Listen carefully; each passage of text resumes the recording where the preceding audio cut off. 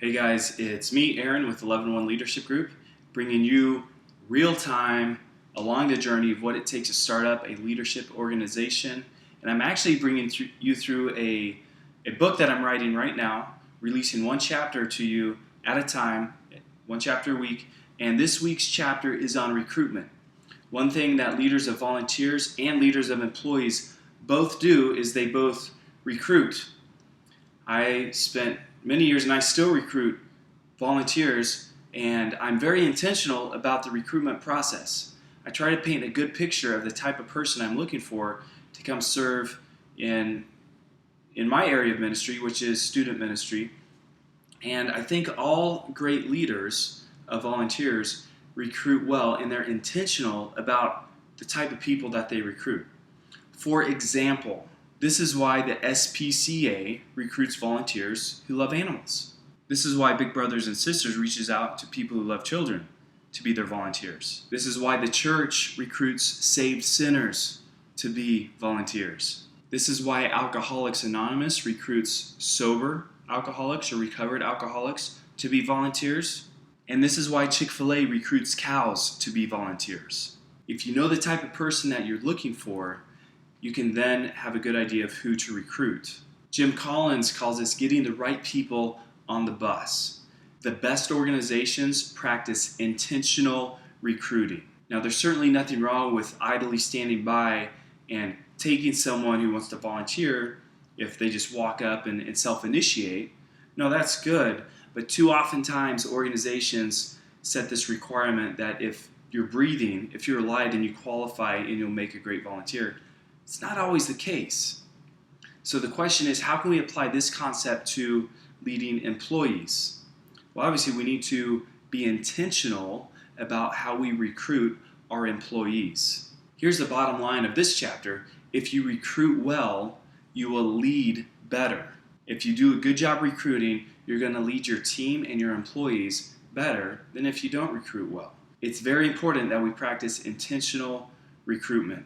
Here's just a couple practical applications that we can apply to leading volunteers from this chapter. First of all, paint the picture. Paint the picture of the type of person you're looking for to fill that role. Having a job description is a good start, but it's probably not all you want.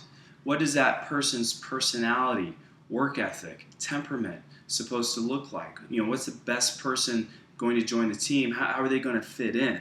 What does their humor level need to be? What does their specific skill set need to be? If you can paint the picture of what you're looking for, then you'll be able to identify it when you see it.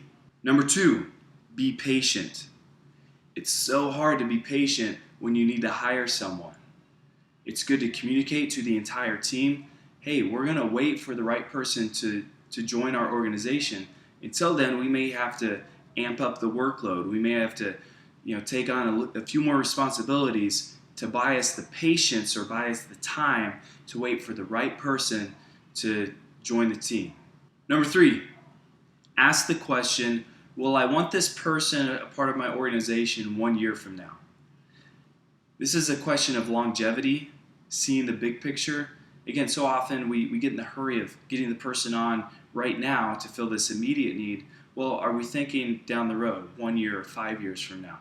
Asking this question and actually having it be an open discussion question is a great way to think through if this person is the right hire, if you're recruiting the person that you really want long-term to join your team. Number 4, let it be a team decision. I'm a fan of teamwork, so I like to have other people sitting around the table, being a part of the interview, letting the rest of my employee team speak into making the right hire as well.